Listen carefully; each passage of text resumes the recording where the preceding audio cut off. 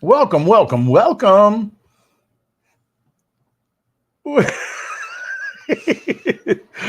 Welcome to Denim and Pearls. My name is Brian My name is Swanson, Dr. Michelle Moroz. and we are Business casual. with Pearls of Wisdom. We're Denim and Pearls. Oh my gosh! Oh, you better have some more M&Ms. Get you fired up. Shall we try that again? Yes. Hi, my name is Brian. Oh, I threw it off. That's why you didn't start this time. Yes. All right, so go for it. Hi, my name is Dr. Michelle Moroz. And I'm Brian Swanson We are Denim and Pearls. We are business casual with Pearls of Wisdom. from the porch. And right now, it's not so wise. At the moment. At the moment. It's getting there. So our title this week, Little Boxes, is one of those really strange songs that's kind of out little there. Boxes, little boxes. Yeah. Full of ticky-tack. Yeah. And they all look the same. And what So- brought us on this subject is last week. Was it last week? Yeah, whichever. We had a discussion about compartmentalization. And I can't say the word. See, I said the word. I can't say it. Compartmentalization. Compartmentalization. It's a 16-letter, maybe 16-letter word that is really difficult to say. Basically, it means you put things and you hide them in your mind. So, Right. Such and such happened at work. You come home and your spouse says, "How was your day?" You do, "It was fine," because you took that day and you stuck it in a box in your head.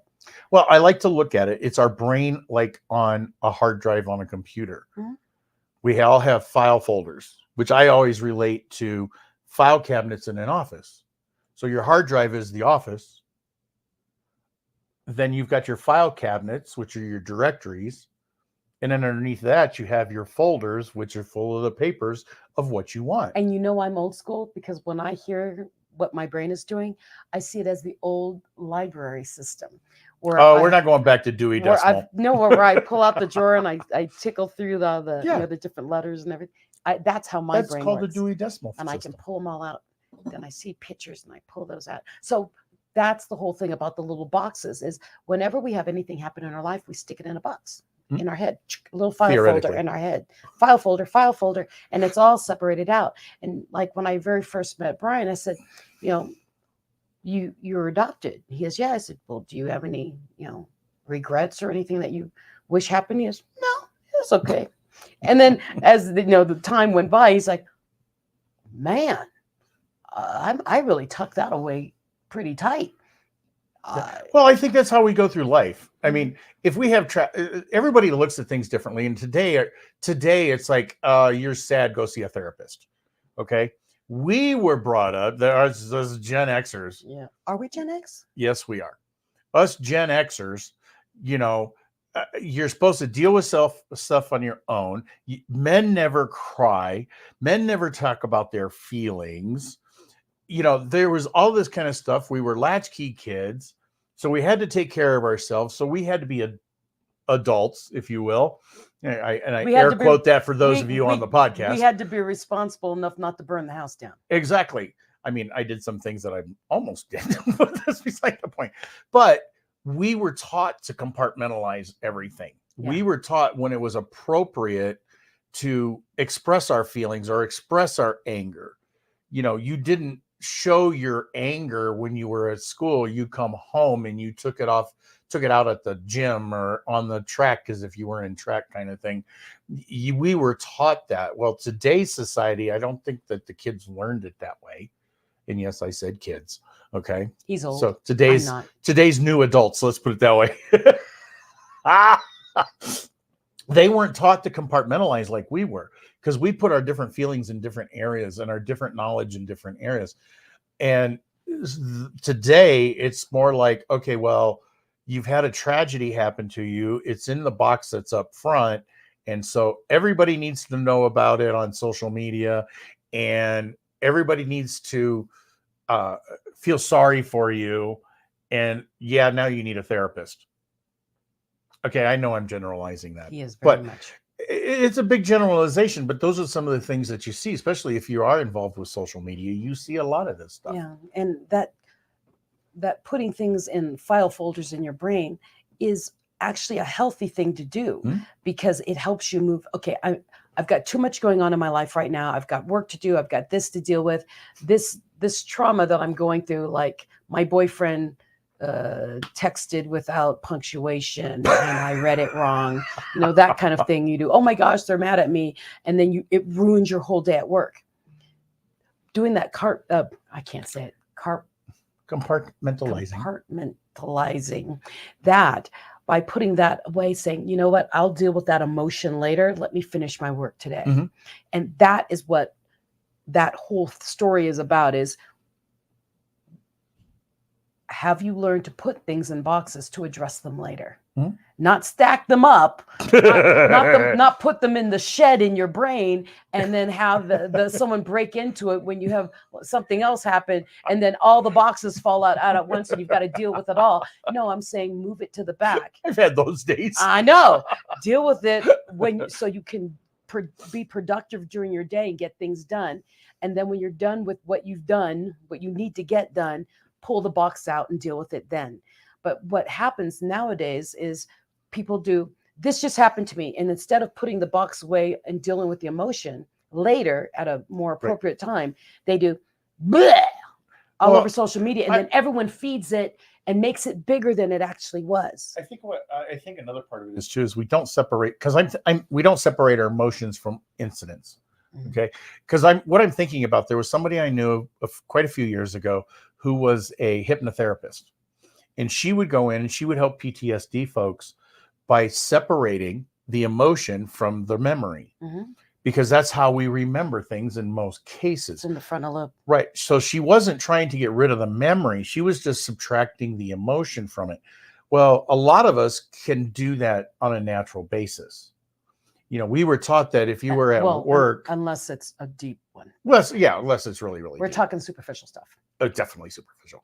So like if you're at work and all of a sudden you get a text message about a boyfriend or a girlfriend or whatever, she's breaking up with you, go to the bathroom, shake it off. That didn't sound right. Go somewhere in private, have your little cry for a second, and then go back to work, because your bosses don't want to see that. They don't want to see you an emotional wreck while you're trying to do your job. While you're representing their company. Yeah, I see that one all the time. Yeah. So that's what compartmentalization is. That's, you learn to separate things and bring them out at the appropriate times. Then when you get home, cry yourself a river or whatever it is, hit a punching bag, do something like, don't punch any walls because that hurts. I learned that one time. Oh, I don't know that. And definitely not walk-in coolers. I always seen these people that get mad, and I wanted to know what it was like to be really, really mad and have to punch something. So I got really, really mad when I was a teenager one time, and I was working. I was like 14 or 15 years old, and I was working, and I got really, really mad. So I punched the door to the walk-in cooler. Broke your fingers. I didn't break anything, but I thought I did. But I left a good dent in the cooler.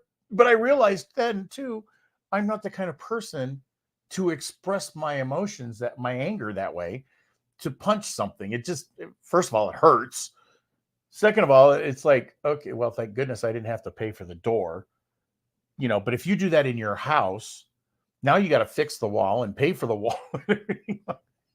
Now we're talking high anger issues here, but I really want the little boxes kind of thing to be the fact that everyday incidents kind of go that way. They do. All of everything that we experience, everything we see, everything that happens around us, we put them in little boxes in our brain. They're all in file compartments. And that's why, 10 years later, you'll run across someone and you'll do, oh, you had that flower in your hair. And they'll do, huh?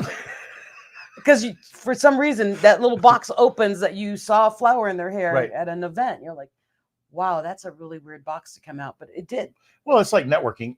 When I do networking stuff, I have a tendency to remember what people do, what their jobs are, what their businesses are, as opposed to what their name is. Mm-hmm. So if I run across somebody, you don't remember me, do you? My first question out of my mouth is, what do you do? What's your business? And typically, if it's been a while, if they've been through 2 or 3 businesses, they'll tell me, well, the time I knew you, I was selling skin products. Yeah, I remember you. Now everything started clicking because somebody gave me the key to open that box. So it's little things. It's not always just emotion and anger. Little boxes. Yeah. Little boxes full of ticky-tack.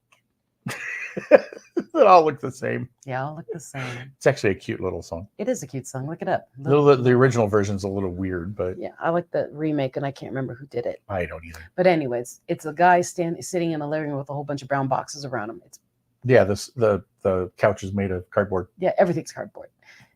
So little boxes can be an emotional thing. It can be a brain thing. Another piece of it I was thinking about earlier is I was having a chat with somebody, and I was doing something else, and somebody comes in and says, well, what would you charge me to do this, XYZ? And I'm like, yeah, my brain is not there right now because I'm stuck in this section. In other words, his brain is not focused on that part of his business. Right. He's in this part of his business. Have you ever done that where someone asks you what you're out like at a party or something, and someone says, oh, you're a doctor? What do? You do blah, blah, blah. Well, what about, and you do, they're not usually being rude. It's, I'm not in my office and my brain is off. So therefore I'm thinking about popcorn. I'm here to have a good time, enjoy myself, and not talk about work is usually the excuse or the reason. Yeah. It's usually because our brains, are not. Box. Yeah. Yeah. When you're in a different environment, your brain is on the other thing. You've got, like us, we have the karaoke brain, we have the music trivia brain, we have the professional speaker brain, we've got the traveling brain, we've got team building brain, we've got the team building brain. I mean, the podcast brain. We own our podcast brain. So we have all these different brains. And when you meet us in person, we kind of talk like this. But when we're on stage or we're in, a team building, we're not going to talk like this. So it's a different box. It's not that it's not a fake thing. It's not an unreal thing. We all have different compartments in our brains and how we deal with different situations. And some of us are better than others. Some of us are faster at opening and closing boxes. Oh, yeah, for sure. But I have this thing with, I know I can open the box, peek in the box and go, this is going to take a long discussion. This is going to take a lot of thought processes, and go, yeah, not right now. Click. and then when it comes time, I can go back to that topic, open up the box and say, okay, this is what we need to talk about. This is your answer. These are some things you can try, whatever the case may be. But it could be 5 minutes later. It doesn't really matter as long as the timing is appropriate. So if you're curious what kind of boxes you have in your head, what do you do every day? You've got a box for driving. You've got a box. Some people don't. Yes, you do. Some people have a box for driving, and the ones who are like absent-minded driving, you're like, what are they doing? It's because they opened a box in their brain that they're not supposed to be in. That they should not be in while they're driving. And then that's why, like impaired driving, when people are intoxicated or something, it's because their brain shut the box for the car, for the driving, and open the box for la la la la la la la la la la. Yeah. Pink unicorns. Yeah. So that's why you have to be careful with what you're doing, because you need to know some of your boxes, at least your primary boxes, to know when is it appropriate to open them and which time. That's all. It's really that simple. It is that simple. But you have to know what your boxes are, or at least be cognizant. So if you don't know them, write them down. I definitely have a mom box. I have a wife box. I have a podcast box, a friend box. I have a mommy of a dog box. I mean, because I don't run up to everybody and do, you did the good boy, you did the good. No, that's a box. That would be interesting. Yeah, that's a box. So those are different boxes in your life. Well, to give you the reason why I actually learned about compartmentalization, I watched a documentary on Richard Simmons. Oh, yeah.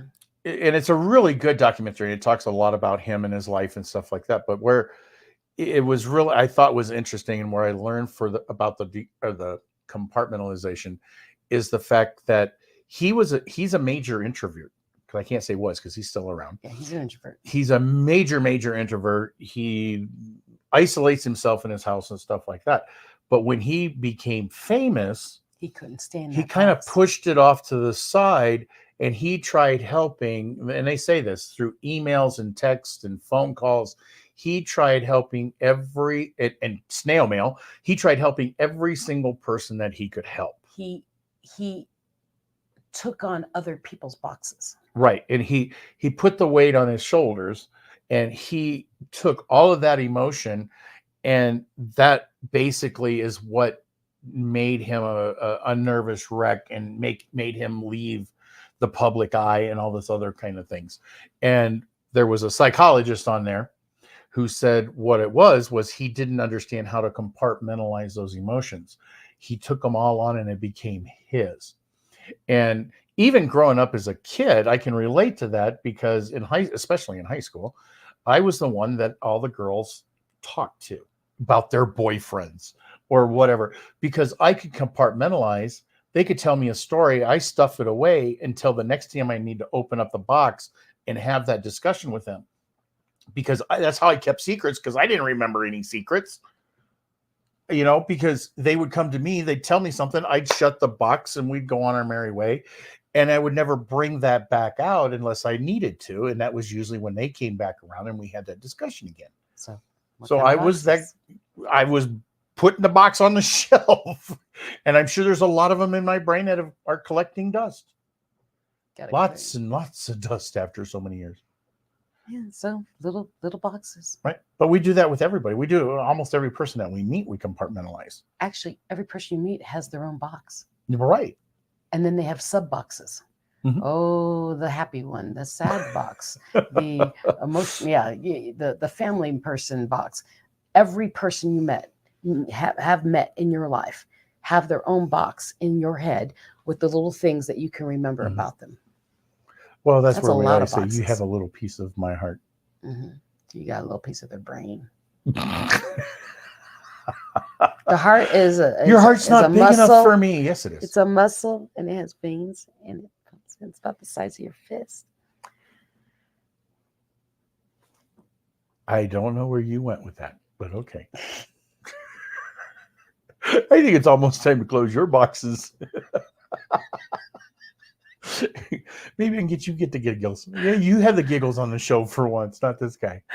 I just had a visual of a heart, and it's got veins on it, and there's no boxes there. It's just a muscle. Why is that funny to me? I don't know. Anyways. It's an interesting, vivid picture. Little boxes, people, little boxes. You all have them. Learn that there's different times in your life that you need to unpack them. Mm-hmm. And just because you open the box doesn't mean you have to unpack it. You just need to know that it's there. Peek in. And if you're in the middle of I deal with a lot of speakers, and speakers will go up and they want to share their dark story or whatever story they have. And they say, well, I'm good. I'm going to speak about this. I do. How recent is this? Oh, it was 6 months ago. Too soon. Don't open that box in front of a whole bunch of people, because what's going to happen is you're going to go on stage and you think you can peek into the box while you're speaking. Mm-hmm. And what happens is it explodes on the stage, and then you freeze, because all these images, all these feelings, everything hits you at once. So my advice to you, if you're speaking and you're at a networking group and sharing your whatever experience or your job or whatever product you're selling, don't open little boxes that have strong emotion. Or you will. That's what happens. I just realized something. What? This is really an answer to why, when you say, where was we at just the other day? Where was we? Where were we? Where was we? Where we be? Okay, he closed his language, his grammar box. The grammar box. Yeah. But we were somewhere, and they said, give us your name and your business. Don't do it. Oh, it was at the chamber event the other day. Introduce yourself with your name and your business only, and don't do your 30-second thing. It's amazing, and this would be the reason why. It's amazing how many people, hi, my name is Brian. I work with finances and such. This is the name of my company, because and they just keep dot. It's because they're opening the boxes wrong. They're opening the wrong box. Yeah. That's interesting. He learned something new today. I've had what I was going to say. I was going to say an infatuation, but that was not the word. You had an epiphany. Epiphany. Epiphany. The light bulb came on. He turned on the light in the box in the right room of grammar. Uh-huh. Good grief. Okay. So, yeah, I mean, because it happens all the time. It happens all the time. People get in front of other people to speak and open the wrong box. I do that. I open up the talk too much box every once in a while. Mm-hmm. I'm very good at keeping boxes closed until I need which one I need. I hate when people ask me about myself because I can't stop once I start. That's the box that I don't like opening. I have to be very cognizant of what is happening around me in order to shut that down. It's a very bad thing of mine, and I'm not as bad about it as I used to be. But every once in a while, somebody will say, well, what about this? What about that? What about this? What about that? And I give them an answer to everything. And every answer is 3 minutes long. We need to work on that. I have been for how many years? Since you met me? No. It's been much longer than that. Okay. So, but yeah, I'm a lot better now. I mean, if you would have said that 15 years ago, I would have been, there's no way I can solve that. That's just me. That's my personality. I like to put everything out there to the world. I'm an open box. No, he's not. Huh? You're an open box. I am. Close it. I think I've been told to shut up. Well, you tell me to be quiet. Okay, no, I did not. But like with me, one of my boxes right now that I forget to open is like, I was talking to someone about speaking at an event, and he said, I want to be respectful. Do you go by Dr. Michelle or Dr. Moras? And I said, call me Michelle. And he said, but you're a doctor. I do PhD. And my brain says, don't open that doctor box. I don't like to say it. Mm-hmm. But it's part of who I am, and I need to say it. And so I kind of peeked in the box and said, just call me Michelle. But when you put me in the flyers and things, put doctor. Right. And I said, but one-on-one, just call me Michelle. It's easier. And so I opened the box and closed the box. That's another box. Well, there's some people out there that you run across. And you know who I think is the worst about it? I'm not going to pick on somebody. Chiropractors. Hi, my name's Dr. John. Hi, John. How you doing? No, it's doctor. They go through a lot of work. I understand it. I can respect that. But there's some people that they're very, you must call them doctor. Well, because in school, when you're getting your doctorate, they pound it into you that you are a doctor. Yeah, it just tells me they're new in most cases. And yeah, you have to own it and blah, blah, blah, blah, blah. And it's really difficult because in my mind, I'm still a student. Well, we are a student of life. I know, but no, I there's some people, and I understand that you're proud of yourself and that I'm a doctor, but there are people who even, who've been out of the school for so long that, doctor such and such. Well, that's part of their arrogance that it just drives me crazy. So you're just going, hey, just put it out there that I'm a doctor. That's fine. Yeah, but I introduce me on stage as Dr. Michelle Moras. But just call me Michelle, please. But call me Michelle. Yeah. Well, and it's that's one of my boxes. It's I don't like to say it because I know who I am. I know what I know. I don't need the doctor in front of it to say it. But in the speaking world, it kind of helps. Oh, well, yeah, it definitely does. Yeah. So I mean, if you ever meet me, call me Michelle. You don't need to call me Dr. Michelle or coup d'etat. Is that what? Good luck saying Moras. It has a certain je ne sais quoi. Je ne sais quoi. That was the word I was looking for. You're welcome. I don't know French, so, but that it does. It has a little bit of that to it. It has that je ne sais quoi. It has that stature. It has all of that to it. It's called work. But on the other side of it too, you don't have to wear it like a crown of arrogance. Mm-mm. That's just like in the military. I'm a colonel. I'm a colonel's wife. Oh, colonel's wife. Yeah, that's the worst. Yeah, it's like that's nice. Or the lieutenant disease. I like to call it lieutenant disease. I'm a lieutenant. That's okay. I've been in the military for 15 years before you were born. Yeah, exactly. So just be careful with those kind of boxes that you open on your egos, because if you are a doctor, you own that. Okay, own it. But we talked a lot about negative boxes, but there's those happy boxes too. I know Those it. happy joys. And that's why you need, when people are depressed, we say go in a quiet room without distractions and think of. That's why you listen to water, because it makes your brain calm down and it opens the happier boxes. What? That's what meditation does. It opens the happy boxes. You don't meditate, so you have no idea. Yeah. I spend a lot of time in my head. That's okay. Yeah, but when you meditate, it shuts all the other things down. It shuts all the boxes, and you're just in the room with all the boxes, and you don't have any of them. My boxes, I wouldn't survive. No, you just wouldn't open any. That's why I don't like going on. Like we've talked about this before. Hypnosis. I don't like going on. No, well, that's a whole nother story. Hypnosis is one of those things I'm afraid of what I'm going to say. I'm scared things might come out that don't need to come out. But we talked about it before. I don't like going on long drives by myself because I get in my head and I examine all the boxes.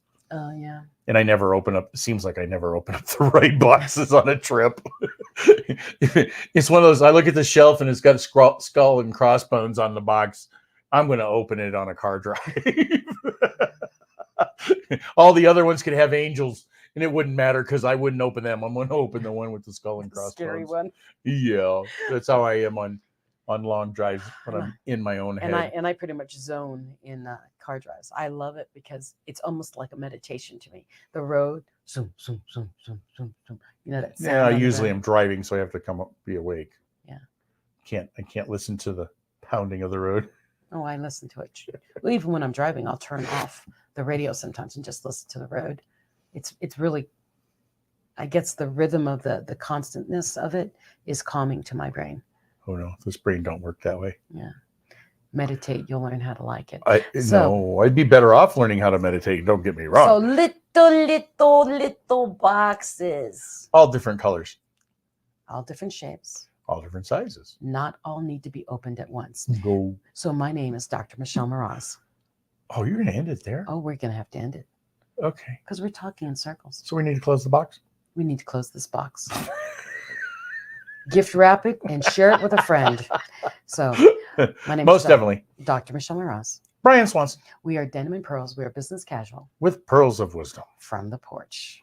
Go happy opening and closing boxes. Peace. Peace.